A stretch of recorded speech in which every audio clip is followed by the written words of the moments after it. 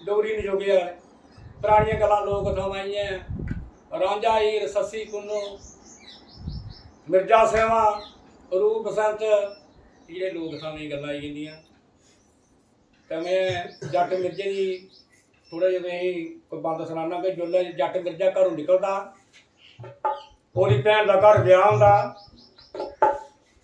भैन बक्की की बाग फड़िए खलोई कि भरावा इयां गल कर माड़ा ब्याह करिए तो फिर जित्थे मर्जी जाया।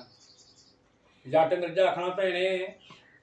उधर तो सेवां का ब्याह जुड़ी अज ही रात सारी तो कल ब्याह हो जाना नगाह हो जाना जे नहीं मैं जाता तो माड़ी बेइज्जती की गल है। वो आखने नहीं भरा माड़े बेशक बाकी वाले भी है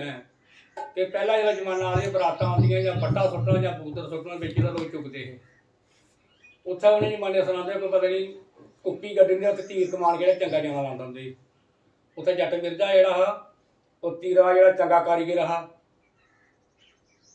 वो भैन को तरले करदी भरावा अज नहीं जाया।